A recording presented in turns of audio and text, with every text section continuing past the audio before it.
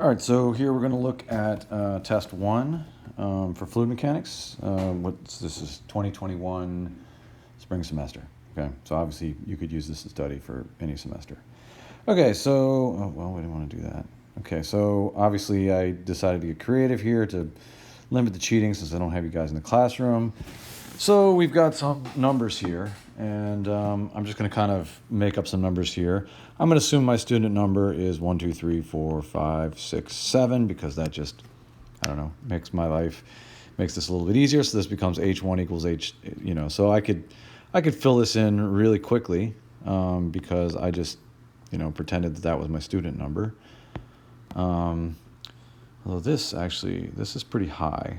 I should have put times 10 to the negative 3 on that number, but again, these numbers are going to come out, you're going to give you a lot of weird numbers because normally I try to make sure that my answers kind of get, something kind of reasonable, but in this case, we're not going to have that. So we'll be referring back to this sheet as we go through the test. Okay, so here we go. Oh, well, look at this. Oh, I should note these directions, which a lot of you guys don't read. So if you're late, and you guys actually did really well with this being on time, I thank you, because I really hate dinging people for being late. It's obviously if we were in person, I would just, say, okay, time's up, and I would take your exam, and then you would have to stop. So all I can do is penalize you so you don't, so that doesn't happen. All right, so let's go over here. I'm not going to answer any questions that don't have anything to do with the format of the exam. Okay, obviously if you don't understand the format, then that's something different, okay? All right, so here we go. The specific weight of a fluid. So what's the specific weight of a fluid? That's S of a fluid. Is the product of the fluid's density and the acceleration due to gravity. That's not true, okay? Because actually what it is the specific, the specific weight of a fluid is the density times acceleration due to gravity. That is true. This is false, but the specific weight is this one right here. So yeah, that's true. Sorry. Okay. Stronger surface tension leads to higher capillary rise. That's absolutely true because, if we imagine a tube of fluid, and it's like this, and the fluid has risen somehow, so maybe there's some fluid out here, and the fluid has been pulled up. But what's pulling it up is the surface tension. Well, the adhesion to the wall, okay, and then the cohesion between the surface. So that is a definite true. Okay, absolute pressures are frequently negative. Absolute pressures are never negative. I mean, I don't even know what frequently really means. I mean, obviously anything that happens in nature happens quote unquote frequently. But absolute pressure is impossible. Absolute negative pressure is impossible. Gauge pressures can be negative, but absolute pressures are not. Okay, if the pressure of a fluid drops below the vapor pressure of that fluid, at that temperature, the fluid will cavitate. That is true. In fact, that is kind of the definition of cavitation, or when cavitation happens. Basically there's no longer enough pressure to keep that fluid, in fluid form, and so it leaves. Okay. Okay, density can be measured in pounds force per cubic foot. Density is measured in the English system, the ideal thing to measure it in is slugs per cubic foot. That's the official thing you want to measure in. You could, if you wanted to, convert that to what I think is a horrible unit, but you could do pounds mass per cubic foot. Okay, I highly don't recommend you ever go there. But a pound mass is a unit of mass. This is a unit of force. Okay, you cannot do density in units of force per cubic foot. Now, you could do, if we want to make this correct, we could either turn that into a pound mass or a slug, the pounds force, or we could turn the word density into specific weight. Okay, so we're gonna go ahead and say this is very false. Okay, or maybe not very false, exactly false. For a hydrostatically incompressible fluid, pressure is independent of depth. No, the deeper you go into a fluid, the greater the pressure. So that is true. In fact, usually it's linear if it's incompressible. If I didn't put this word there, then it wouldn't necessarily be linear. A fluid with a high bulk modulus of elasticity is more difficult to compress than with a low bulk modulus of elasticity. Okay, the bulk modulus of elasticity equals, I'm going to zoom in here so we're not so far away. So the bulk modulus equals, is typically written as dp dv, the negative sign, let's see, and then you multiply by volume.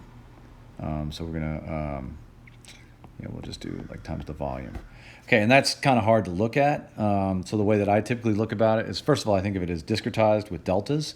So negative change in pressure over the change in volume. And then we take that V and we move it to the bottom. So it becomes like that. Okay, so then what I think about it is so for, let's say, this thing on here is a percent change in volume. Okay, because it's the change of volume divided by the total volume. And this is the change in pressure. Okay, so the larger this number is, that means the more pressure has to happen for a given change in volume. Okay, so let's repeat that. So the larger this number is, that means the more pressure you need for a given change in volume. So what does that mean? That means that the larger that number is, the more difficult it is to compress. Okay, so we're going to go ahead and go with true on that. Okay, viscosity is caused in part by the surface tension within a fluid. Well, there's no such thing as surface tension within a fluid. Surface tension is on the surface. And viscosity is caused by the attraction by some of the same things that cause viscosity cause surface tension. The cohesive forces between the molecules. But the surface tension is not causing viscosity. Okay, a fluid can resist an applied shear by deforming. A fluid can't resist an applied shear. Okay, and that's false. Okay, and then pressure increases faster with depth in less dense fluids than in more dense fluids. So let's imagine you are in air or you are in water. Okay, and if you're in air, as you go down, the pressure is going to increase like that.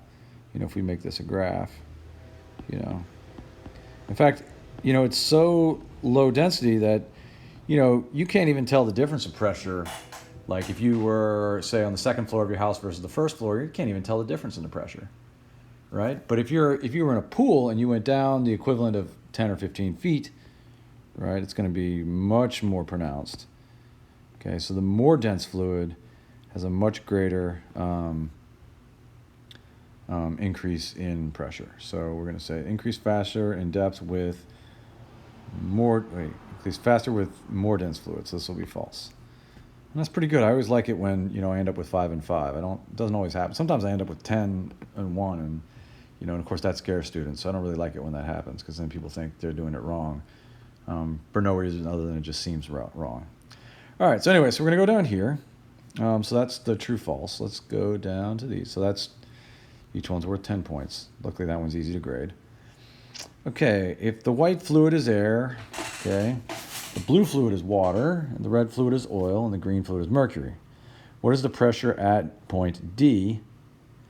You may assume that H1 equals 87 centimeters, H2 and H3 equals, in my case, 31 centimeters. H4, H5 is going to be 7 centimeters. Somebody asked a question about that, whether or not those were centimeters, and I'm glad they did. And then the last thing is PA is 642 kPa. Okay, so what's interesting here is they give us this pressure here, PA. They don't give us PB, and by they I mean me. So in other words, we can't work this problem from the B side because this is unknown. Okay, we don't know what's going on over here. So we have to start at PA. Okay, so I'm going to set this up as an equation, and then we'll plug in some numbers. Okay, so we're trying to get to D. We're starting at A. Okay, so we're going to say the pressure at A, and I'm going to go from here down to here. Okay, plus, the gamma, I think that fluid was air, times that looks like H1. Okay, then I'm going to go from here. When I go sideways, I don't care, but when I go up, I do. So I'm going to go minus, because I'm going up, minus gamma, I believe that's water, times H2. Okay, and again, I'm going to go up to here. And then I'm going to go over in the fluid, and I don't care about going over in the fluid. Or I guess you could think of it as going up and then coming back down. But, the net effect is to go sideways. So we don't really care about that to get to there. So, but overall from C to here, we went up. So we're going to go minus gamma red. What was red? It was some kind of oil. H3. Okay, and now we're in water again, but we're going to go down to here. And it looks like then from there, basically we go down and then back up. So basically we're going sideways. And then we go up and then back down. So again, we're going sideways. So to go from there to D, I basically just go down in the fluid. So I'm going to go plus gamma water times, what is this distance? Well, that's unclear. Oh, it's H5 right here, H5. Where was H4? We never even used H4. Oh, yeah, sorry, that's not it. That's not, that's not H5, is it? Okay, let's not use H5 there. H5 for the green. It is H4. Okay, H4 is from here to here. Okay, so H4. H4. And that gets us to the pressure at D. Cool. All right, so now we need to solve this, and we're solving for PD. It looks like PD is already solved for, really. So we just need to plug in some numbers, right? Well, let's simplify this one more step. Okay, so I'm going to do PA plus gamma air. Well, gamma air is super duper small, so we're just going to ignore that because it's small. And then we'll go minus gamma water times H2 minus gamma oil. So it's going to be SO gamma water times H3 plus gamma water, H4 equals PD. So you may realize that by making this all relative to the gamma water, end up getting this gamma of water in every single term. So you can pull it out, and it just kind of makes your life a little easier because you don't have to write so much stuff. It's not really important, but, it is there, and you can do it. So we'll do PA, and then what I'll do is I'll just say plus, and I'm going to pull that gamma water out. Negative H2 minus SOH3 plus H4 equals PD. Okay, and then, whatever your numbers are at this point, this becomes pretty straightforward, 642 kPa, so I'm just going to write it as pascals because that makes my life easier. Plus, this can either be 9.81 kilonewtons per cubic meter or 9810 newtons per meter cubed. Okay, we prefer that. And then I need some distances here. So H2, we decided was 31 centimeters, 0.31 meters, minus S oil. In this case, this oil is, what was it? 0.82. This is a negative sign, isn't it? 0.82. And then H3 is also 31 centimeters. Okay, and then plus H4. And what is H4? H4 is 49 centimeters. 0.49 meters. Okay, and that equals P4. Okay, so that's, and then we're just going to plug that into our calculators and we'll get a number. And we get some number like this, and I want 3 significant digits, so we get 641 kPa. Okay, so that's how we solve it, right? Okay, so not very exciting. If your numbers were small enough, if these numbers were small enough, then you could have very easily, or wrong, or not wrong, but you could have very easily ended up just getting this answer right back out, where there's basically essentially no real serious pressure difference between the two locations. And that certainly happens. So no biggie. Okay, so this one's also worth 10 points. I haven't graded it yet, but if you guys ever want to follow how I grade, what I'll be looking for usually is this equation is really the, what matters. If you can get that equation going from here to here, there might be some calculator errors and some other things, but basically, this is it, right? So what we'll probably usually do, this will be worth 2.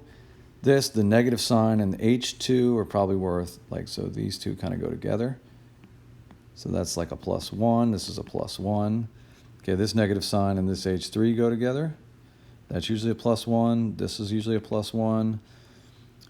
Again, this plus sign and this H4 go together as a +1, and this goes as a +1. So now we've got 1, 2, 3, 4, 5, 6, 7, 8. And this PD might be worth 2. And if you get that equation right, but then you get the wrong answer, maybe I take a point for algebra, like -1 for algebra or something, if you screw up on the way. Okay, but basically, if you get this equation right, to me it means you understand the fluids and you know what's going on. Okay, and it means that basically any manometer they give you for the rest of your life, you can solve by doing these equations, because you just got to build an equation.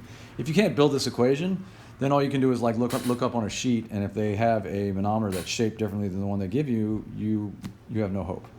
Okay, so what I want you to be able to do is just build this equation no matter what the manometer looks like. Okay, so that's that. All right, so let's see. We're going to go up here. Let's hold on. Let's get some numbers here. We need a radius, and we need an angle, and we need a surface tension. Okay, so let's see. We're over here. All right, so we get a radius of 14 centimeters, a theta of 47 degrees, and this should be a sigma. Okay, so that should be a sigma for surface tension, equals 31 times 10 to the negative 2. And it really should have been, I mean, if I had done this right, I would have made this 10 to the minus 3. That would have been much more reasonable, but whatever. So we got some really, really good surface tension there. Okay, so a thin metal disc floats in a fluidic surface and bends the surface downwards along the perimeter, making an angle with the vertical edge of the disc. If the surface tension of the fluid is, whatever our number is, then what is the density of the disc? Okay, so let's see here. I'm going to go ahead and put these numbers in here so I can just have them. 31 times 10 to the negative 2 newtons per meter. The radius of the disc in my case is 31 centimeters, so 0.31 meters. And an angle of 47 degrees. 47 degrees. All right, so the way we do this is I'm going to draw a free body diagram. Okay, free body diagram. Okay, I've got a weight pulling down. I'm ignoring buoyancy, which would make this a much more interesting question. And then I've got this surface tension going up. Okay, so I'm going to use this, whoever made this drawing used a capital T, right? And that's fine. Okay, and this is an angle theta. Now this capital T, it's going out from this thing, going all the way around. Okay, it's touching this thing, and it's always kind of on that angle theta out.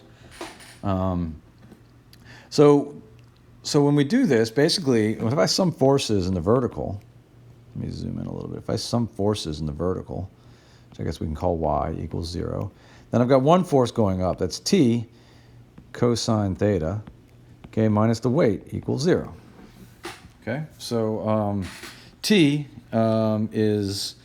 Well, this is a surface tension force. So the way this thing always works is it's sigma, T is sigma times a length, cosine of that angle. Okay, and that length is the length over which that tension acts. Okay, or the length of contact between the object and the fluid. So in this case, that's going to be the circumference of the circle. Okay, and then we're going to subtract the weight.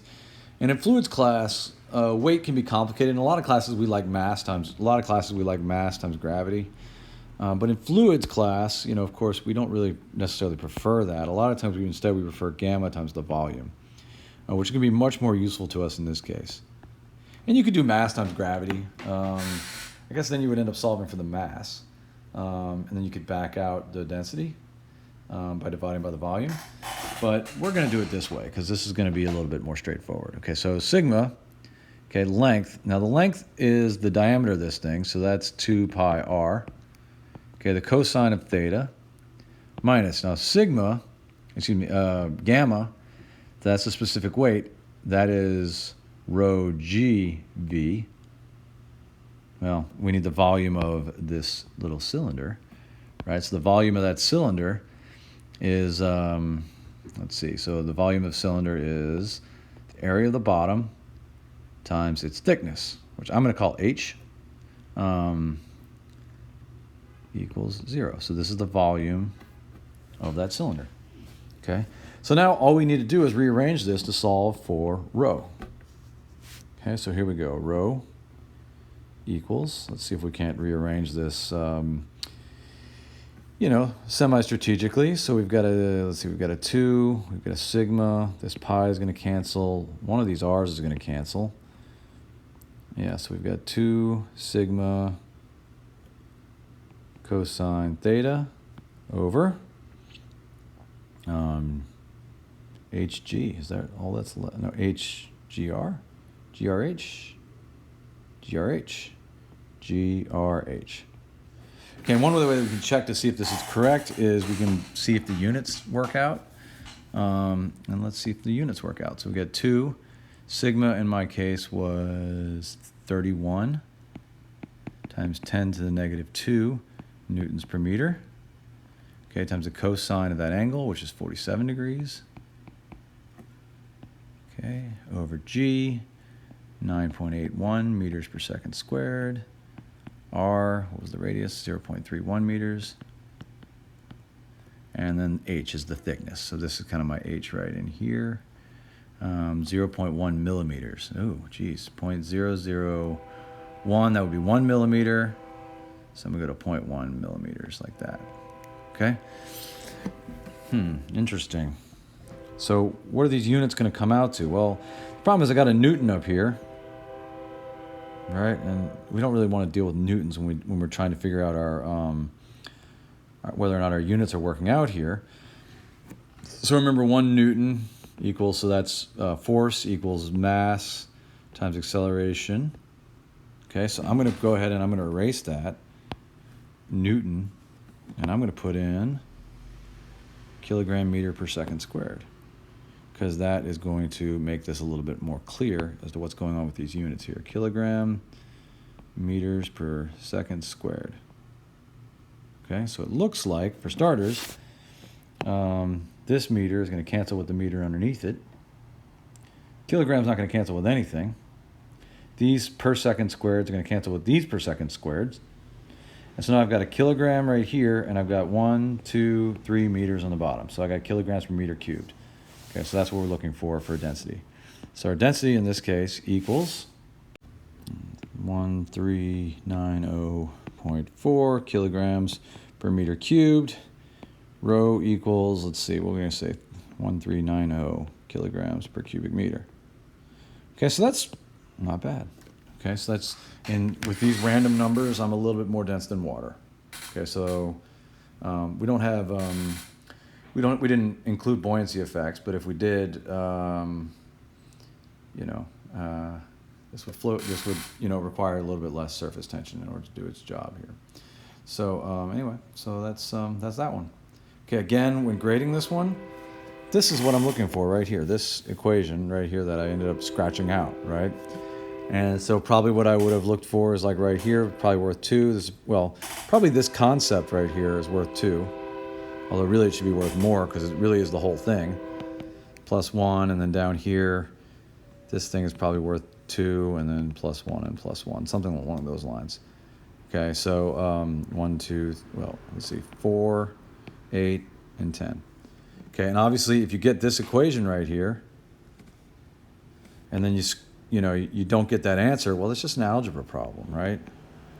Or maybe your calculator messed up, and I usually try to find those errors, but sometimes I can't find them. I just, and I just go, well, you messed up somewhere, so you lose a point. But this is the concept right here, is building that equation. Okay, so that's what I want you to be able to do, build that equation.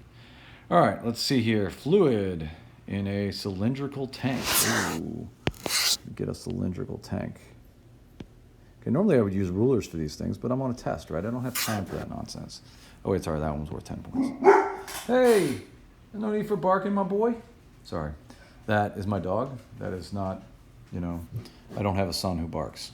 I don't have a son at all. Hey, shh, it's okay. It's okay. All right, has a mass of something, a radius of something, and a height of something. Mass, radius, height. Okay, let's go see what we got over here. Pup. Okay, mass. Okay, so we got some numbers: mass, slugs, radius in feet, height in feet. Okay, so this could give us some rather silly numbers, but that's okay, right? This fluid may not even be liquid, okay, for all I know. So if it ends up with a really low number, that's okay. So a mass of, let's see what we get, 71 slugs. This is much easier on paper, by the way. A radius of 63 feet and a height of 42 feet. Okay, again, remember your numbers are obviously going to be different. Determine the fluid's weight, density, and specific gravity. Okay, let's see here. So we want weight, density, and specific gravity. Okay, let's see.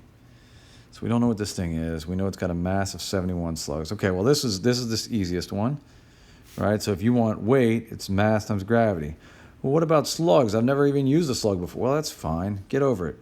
Okay, a slug is an annoying unit, but it is the official unit, and it is the one that works. Okay, so we're going to do the mass times the gravity. Well, the gravity in the English system is 32.2 feet per second squared. Okay, and if we do slugs times feet per second squared, very similar, or forget very similar, exactly the same as in the SI system. It's the same as kilograms meters per second squared. In this case, all this turns into a pound force, or just a pound as I call it. And then, hold on 1 second. All right, so we end up with 2286.2. Okay, and this is just a pound. Okay, and I'm not going to round that just yet. Okay, because we might need that number again. Okay, so now we need density. Well, let's see, what is density? Density is mass divided by volume. Okay, so we can do that. Mass divided by volume. Okay, so the mass in this case is 71 slugs.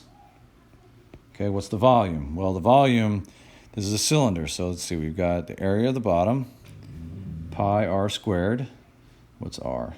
63 feet squared. Okay, so that's the area of the bottom. And now we need to multiply times the height.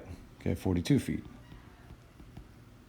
Okay, so then rho, this is not going to be very dense at all, equals, well then, very small number.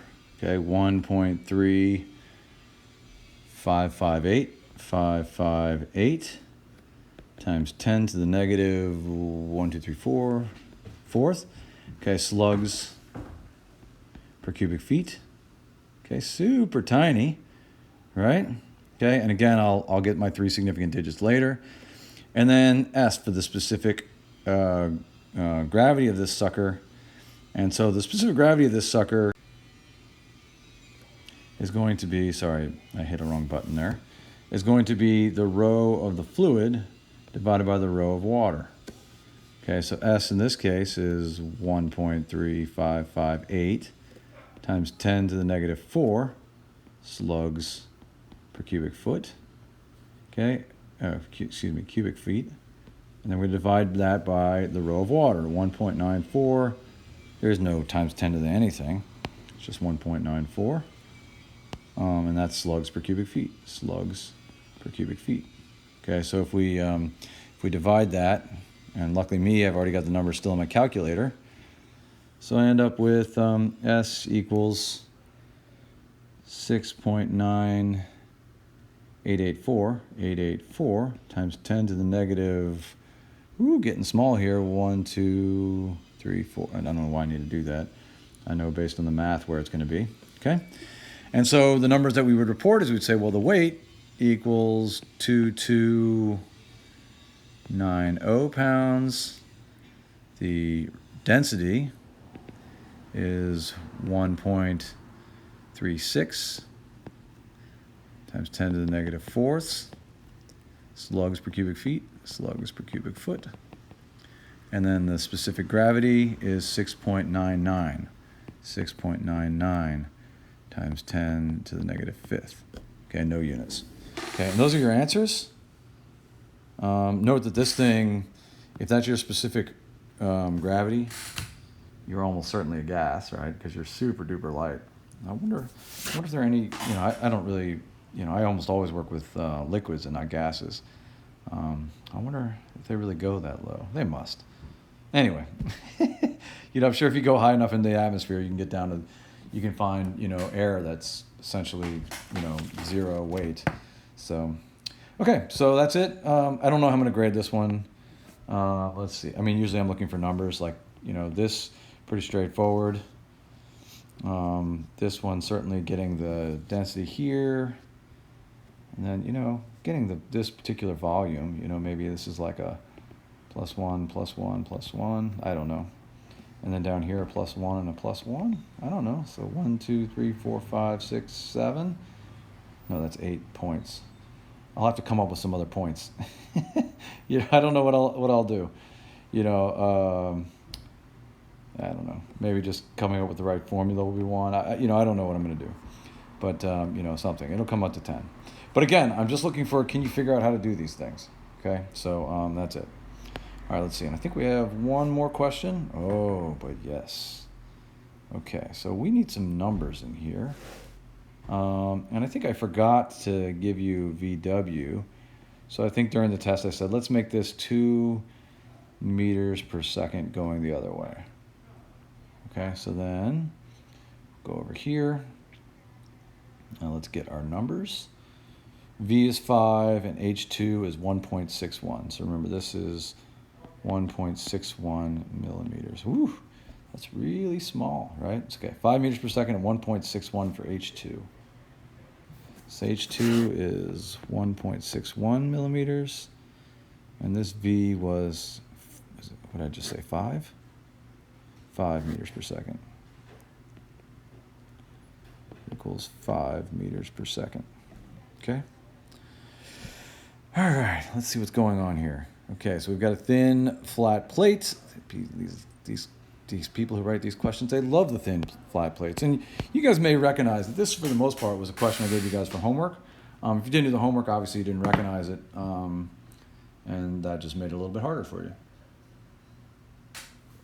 So let's see. How should we do this? Okay, it's pulled at V. So this is 4.05 from here to here. Okay, 4.05. So this is 1.61. This one becomes 2.44 millimeters. Okay, and we could, of course, if we wanted to, we could account for this 0.01 millimeters. I don't really want to. But I guess we could. And so if we did that, then this would become 2.4. Instead of 4.4, become 4.35, because half of this would go into the top plate, and half of this would go into the bottom, the quote-unquote bottom plate. So this would become 0.5, right? And I did not mean for you to go to this depth of getting out to the 4th significant digit, but whatever. We'll go ahead and keep it. Okay, I mean, it's more correct. Okay, so. Okay, and then, all right, so the kinematic viscosity of the oil. Okay, this was something you had to watch out for, is this. Okay, the kinematic viscosity of the oil is 0.109 meters squared per second. Its density is 0.1 kilograms per meter cubed. Okay, assume that the velocity in each oil layer varies linearly. So that means that this bottom layer is the annoying layer, right? Because this one's going at 2 meters per second in this direction, and that one's going at 5 meters per second that way. So we get something that looks like this. Probably, if this is the 0 line, you got a little bit of area here that's going that way, and most of the fluid is being dragged this way, right? Something like that. Okay, now on the top, on the other hand, we're just going to have this. Okay, because the top wall is not moving at all. Okay, so that's kind of what's going on here. Okay, and so what we want to do is we want to figure out what this F is that's going to make that happen. So, okay, so let's see. I feel like I've been a little bit disjointed. So when in doubt, when disjointed, draw a free body diagram. Okay, because then everything will make sense, hopefully. So here's my plate right here, this little thin plate thing here. Okay, and basically, I'm pulling here with F. Okay, what's resisting? Like, why am I not accelerating, constantly? Well, because the fluid on the top side of it is pulling back. Okay, so this is the tau of the top. Okay, and it's got an area over, over the area of the top. Okay, now on the bottom, I've also got a force. This is shear. So this is tau bottom times the area of the bottom. Okay, in this case, the area of the top and the area of the bottom is we're just going to multiply these. We're just going to multiply 15 by 75, and that'll give me the number of square centimeters, right? Or 0.75 by 0.15 and get the number of square meters. Okay, so the area at least is, easy. And so let's see what we can do here now with that. Okay, so sum of the forces in the x direction equals 0. All right, so we've got F, that's my positive force. I'm going to subtract this force, tau top, A top. I'm going to subtract this bottom force, tau bottom, area bottom. And I know they equal 0 because this thing is not accelerating. Okay, so here's F minus tau top. Okay, so any tau equals mu du d. Well, I prefer z. Most of you guys are not going to prefer z. But for me, I'm going to go this way is going to be z. Okay, this way is going to be x. Okay, most of you guys will use a y and where I put z, but whatever. Okay, so the problem here is I don't know mu and I don't know du dz, so I have to work on both of those. Okay, so mu, well, they gave me the kinematic viscosity, and they gave us mu rho. Okay, so mu equals rho times nu. Okay, so that's nice. So that's pretty straightforward. I'm going to multiply those two numbers together, and I get mu equals 0.0109. And now I've got unusual units that I don't really like very much. So let's see here. This is kilograms per meter. Kilograms per meter times seconds. Yachi machi. Right? You see, I don't really want to deal with that. So what I prefer something with a Newton in it, because I know I'm working with forces in this problem, and I know I want to get a force out. So Newton's got to come out of here somewhere. Okay, so a Newton equals a kilogram times meters per second squared. Okay? And basically this is one of those cases where it really just kind of helps you to know where you're trying to go. And so what I'm going to do here is I'm going to try to make this side of this look like this, because I want my units to work out nice and pretty. So what I want to do is I'm going to multiply this by seconds, multiply this by seconds. So I got seconds times newtons on the left. This goes away. That goes away. And now I'm looking a little bit better. And now what I'm going to do is I'm going to divide both sides by meters squared. And I'll divide by meters squared on this, right? And so this meters goes away with that. And so now this left-hand side, kilograms seconds per meter, okay, that's what I have right here. And I'm going to replace it by this. Okay, so I'm going to say that mu equals 0.0109. Okay, newtons times seconds per meter squared. Okay, you didn't have to do all that that unit transformation, but it does help a lot. It's going to make things a lot prettier. Okay, so what I'm going to do here is for tau top is going to be mu times the du dz, right? And so to get to the du dz, it's linear, so I can kind of make this equals mu delta u over delta z. Okay, so let's see here. Mu delta u over delta z. Okay, so the change in u on the top is it's going to go from 5 to 0.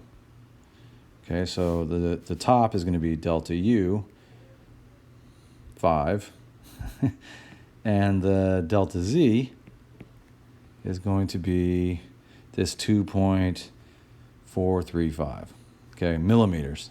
Ugh, right, so we have to deal with that, okay? And then times the area of the top, okay? And so now this is what this is going to be right here. So delta u over delta z times the area of the bottom, okay, equals 0. Okay, now the delta u, delta z on the bottom, well, here's the delta z. Again, we have to deal with that millimeters. But then the difference is from 5 to 2, so it's going to be 7 meters squared on the bottom. Okay, so let's go ahead and we can basically just plug all these numbers in. F minus what's mu? I'm going to go ahead and pull that out. 109 newtons times seconds per meter squared. Okay, so I'm going to go ahead and pull that out because I don't feel like dealing with it. And you know what? I'm also going to pull out the areas because areas on the top and the bottom are the same. So what I'm going to do is I'm going to pull out this area, the top and the bottom. So what is that? 0.75 meters times 0.15 meters, is that right? 75 times 15. Okay. And so now I'm left with delta U, delta Z. This would be evaluated at the top, and this would be evaluated at the bottom.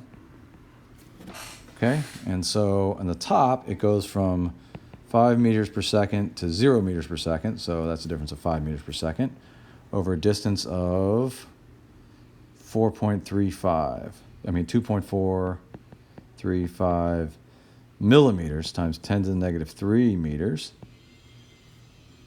Yeesh, right?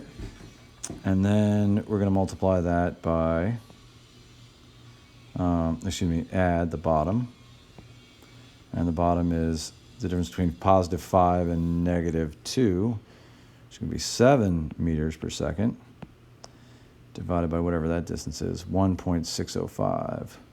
1.605 times 10 to the negative 3 meters. Okay? So there you go. Ugly, right? It's probably a little prettier if you leave it in this format. Okay? I want you to note that I don't care if you didn't, if you used 2.44 here and 1.61 right here, if you ignored the thickness of the plate. The plate was so thin that in your final answer, it's not really going to make a difference. Notice that the units of these shear rates is going to have a unit of per second, because the meters are going to cancel. I'm going to have per seconds. The unit of this is meters squared. So I get meters squared from here and per seconds from here, and that's going to cancel with this, and I'm just going to be left with newtons. Okay, so equals 0, and I rearrange this, and I plug into a calculator, and I get F equals 7.8661 newtons. Okay, and then we also wanted the power. So power is the rate of doing work equals force times velocity. So W equals, the F is 7.8661 newtons. We're going to multiply that times the velocity, which is in this case, 5 meters per second. 5 meters per second. Okay, and W dot equals this number times 5 equals 39.330. And a newton times meter, that's a joule. A joule per second is a watt. Okay, so then our answers in 3 sig figs is 7.87 newtons, and power equals 39.3 watts. Okay, so those are your answers. And then if you want to know how I'm going to grade this, figuring that this is a thing and then you have to deal with it is probably going to be worth 2 points. So probably for +1 here and +1 for the row and +1 for the new. Okay, so that's that. This concept right here, okay, or this free body diagram concept is probably worth 2 points. All right, and then so that leaves 6 left for this calculation, and it's probably something along the lines of +1, +1, +2 for the area, and +1 here, and then maybe +1 for just putting the F down there. Okay, so it's going to be something like that. Okay. Oh wait, I forgot about this little calculation right down here, didn't I? Okay, so this will be worth +1 and +1. So that means we'll have to rearrange. I haven't figured this out yet, but it's probably going to be +1 for the area, and maybe you don't get anything for writing the F there. Now, if you don't have an equation right here, like some of you just like to write numbers with no equations, you're going to lose points for like not having an equation. Like you have to have an equals something, or else I don't know what you're really doing. You're just adding numbers, right? Which is very strange. Okay, anyway, so that's 45 minutes, and that's a nice slow work through. Hopefully I didn't confuse you too much on this last one. It was a little bit disjointed, and then I said, you know what, let's draw this free body diagram, which is always the best course of action. So that's it. Take care of yourselves. Again, remember, we love fluids. Fluids is the coolest, but you are even cooler. So take care of yourselves, and talk to you soon. All right, bye. It's going...